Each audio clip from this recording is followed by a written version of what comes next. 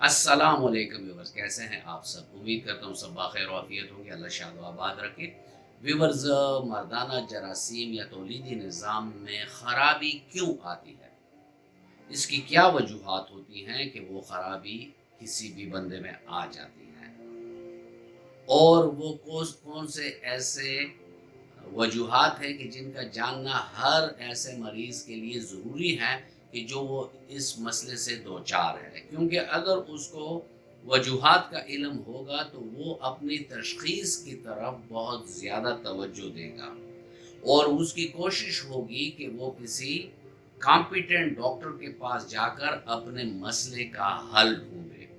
आज की इस वीडियो में मैं आपको बताऊंगा कि मर्दाना जरासीम की कमी की वजूहात क्या होती हैं, मर्दाना जरासीम में एज़ोस्पर्मिया क्यों हो जाता है, ओलिगोस्पर्मिया क्यों हो जाता है, एस्टीनोस्पर्मिया क्यों हो जाता है, टेरिटोस्पर्मिया क्यों हो जाता है, वो क्या अवामिल हैं जो ये मसला पैदा कर देती हैं। इस पर बात करेंगे व्यूअर्स। लेकिन अगर आप मेरे चैनल पर नए हैं और अभी तक आपने चैनल को सब्सक्राइब नहीं किया तो चैनल को सब्सक्राइब कर दें और बेल आइकन दबा दें, ताकि इस तरह की मुफीद वीडियोस आप लोगों को वक्तन फ़वक्तन मिलती रहें।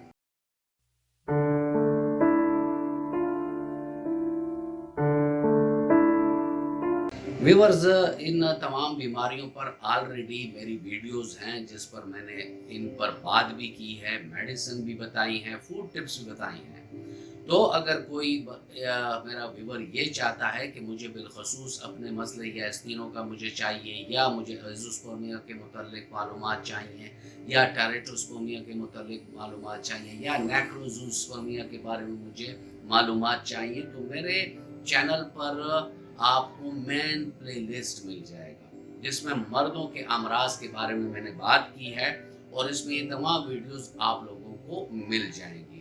जो आई बटन पर मैं आप लोगों के लिए उसका लिंक डाल दूंगा तो वो आप उसको देख सकते हैं, और साथ में एंड स्क्रीन पर भी इससे रिलेटेड वीडियोस की मैं आप लोगों को लिंक्स दे दूंगा। यहाँ मैं सिर्फ बात करूंगा काजेशन की। चलते हैं अपने चार्ट की तरफ। व्यूअर्स, लो स्पर्म वॉल्यूम अगर आप देखें कि ये क्यों होता है, तो ये एजिकुलेटरी डिसफंक्शन की वजह से होता है। रिट्रोग्रेड एजिकुलेशन, ये दोनों एक ही चीज़ होती है, क्योंकि आम जो एक प्रोसेस होता है कि एजिकुलेशन पीनस के थ्रू होता है और पीनस से ही स्पर्म निकलते हैं। इसमें क्या होता है कि जो सीमन होता है वो पीनस से निकलने के बजाय ब्लैडर में चला जाता है।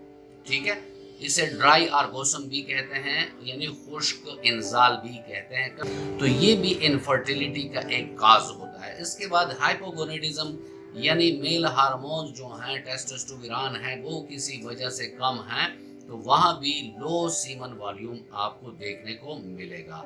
और पुअर कलेक्शन टेक्निक्स में भी यही चीज़ आ जाती है कि अगर आप लेबॉर्ट्री में दे रहे हैं और वो टेक्निक्स ही सही नहीं है तो उसकी वजह से भी लो सीमन वॉल्यूम आ सकता है। और इसमें मैं अक्सर अपने व्यूवर्स को ये भी बोलता हूँ कि आप लोग ये किया करें कि कंटेनर एक साफ़ सुथरा हाइजेनिक सा आप लिया करें, और दूसरा कोशिश करें कि आपका जितना मवाद हो वो उस कंटेनर में चला जाए, वो इधर उधर ना गिरे। अगर इधर उधर गिरेगा तो आपके वॉल्यूम को वो कम शो करेगा।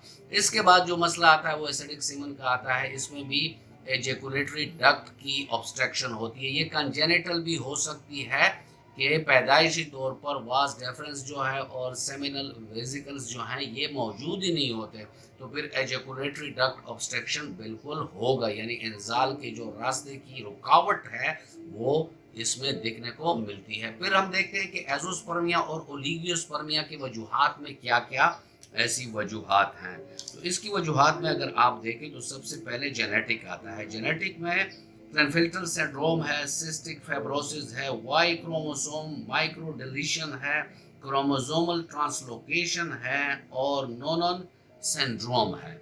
तो इन डिसऑर्डर्स की वजह से एज़ोस्पर्मिया या ओलिगोस्पर्मिया हो सकता है। उसके बाद एंडोक्राइन सिस्टम में कोई मसला हो, जैसे हाइपोथैलेमस हो गया या पिट्यूटरी ग्लैंड हो गया, तो उधर या पिट्यूटरी ग्लैंड में कोई ट्यूमर्स हैं और कैल्मन सिंड्रोम है, ये मुख्तलिफ किस्म के ऐसे एंडोक्राइन डिसऑर्डर्स हैं कि जिसकी वजह से ایزوسپرمیا یا اولیگوسپرمیا ہو جاتا ہے۔ پھر ویریکوسیلز کی بات کرتے ہیں۔ ویریکوسیلز پر آلریڈی کل کی میری ویڈیو ہے، وہ آپ دیکھ سکتے ہیں کہ ویریکوسیل بھی ایک بہت بڑا فیکٹر ہے کہ جس کی وجہ سے ایزوسپرمیا یا اولیگوسپرمیا کا مسئلہ بنتا ہے۔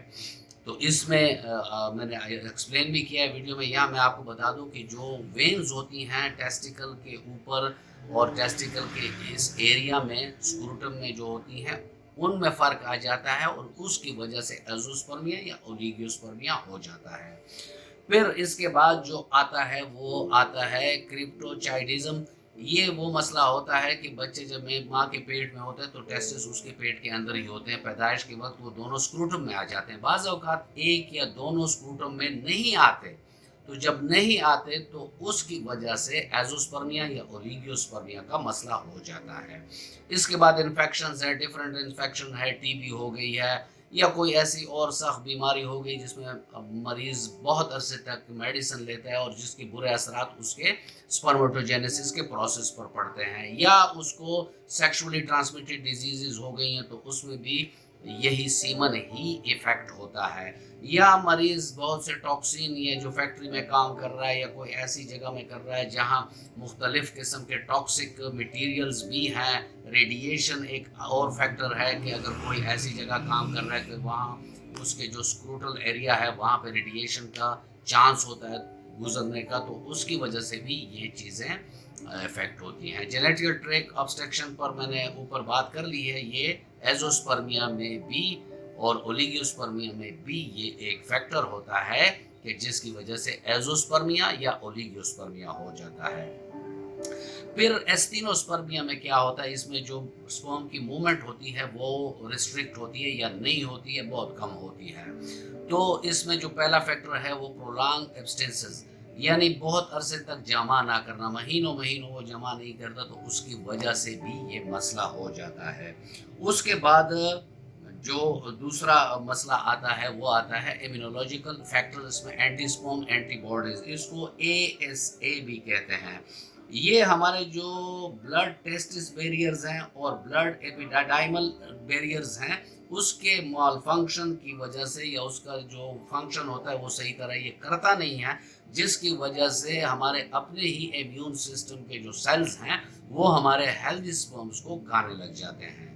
اس کے بعد اس میں بھی وہی فیکٹر آتا ہے ایستینوسپرمیا میں بھی کہ پارشل جینیٹیلیل ٹریک آبسٹرکشن یا انفیکشنز اور یا سپرم اسٹرکچر ڈیفیکٹس جو ہوتی ہیں ان کی وجہ سے ایستینوسپرمیا ہو جاتا ہے۔ آبسٹرکشن پر اوپر میں نے بات کی ہے، جو مطلب واس ڈیفرنس کا ہے اور سیمینی ویزیکل کا ہے، تو یہ فیکٹر ادھر بھی انوالو ہے۔ پھر اس کے بعد ٹیریٹوسپرمیا آتا ہے، اس میں مارفولوجیکل پرابلم ہوتا ہے، یعنی سپرم کے ہیڈ، مڈ پیس اور ٹیل میں کوئی مسئلہ آیا ہوا ہوتا ہے، یا 2 ہیڈ ہوتا ہے، یا ہیڈ بہت بڑا ہوتا ہے، ٹیل کم ہوتی ہے، یا مڈ پیس میں کوئی ابنارمیلٹی ہوتی ہے۔ تو اس میں بھی آپ اگر دیکھیں کہ کازیشن میں اس کی وجوہات میں ٹاپ آف دی لسٹ جو وجہ آئی ہے وہ ویریکوسیل آئی ہے۔ پھر اس کے بعد جینیٹک ڈس آرڈر ہے جو اوپر میں نے آپ کو بتایا ہے۔ پھر تیسرے نمبر پر وہی بات آ جاتی ہے جو میں آپ کو اوپر بتا چکا ہوں کہ ٹیسٹس دونوں اسکروٹم میں ہوتے نہیں ہیں، یا ایک اوپر رہ جاتا ہے پیٹ کی طرف یا دونوں پیٹ کی طرف ہوتے ہیں، تو اس کی وجہ سے بھی ٹیریٹوسپرمیا کا مسئلہ ہو جاتا ہے۔ Infection, exposure to toxin, radiation, medication, یہ وہی بات ہے جو میں ارلیئر آپ لوگوں سے اوپر ایکسپلین کر چکا ہوں۔ ویورز، اگر آپ لوگوں کو کوئی ایسا مسئلہ ہو جائے، اللہ نہ کرے، تو پھر آپ اپنے ڈاکٹر سے ملیں، اس سے ٹیسٹ دکھائیں، اس کو ڈائگنوز میں ہیلپ آؤٹ کریں تاکہ آپ کو بھی معلوم ہو کہ کازیشن کیا ہے۔ تو جب کازیشن معلوم ہوتی ہے تو ہومیوپیتھک تو بیسک کازیشن پر کرتی ہے، جب کہ کاز معلوم ہوتا ہے تو ہومیوپیتھک کے میڈیسن کی ایفیکٹ بھی بہترین۔ ویڈیو اگر آپ کو اچھی لگی ہو تو ویڈیو کو لائک کر دیجیے گا اور فرینڈ اینڈ فیملی ممبرس کے ساتھ اس کو ضرور شیئر کریں۔ ملتے ہیں کسی ایسی اچھی ویڈیو میں، تب تک کے لیے اجازت، اللہ حافظ۔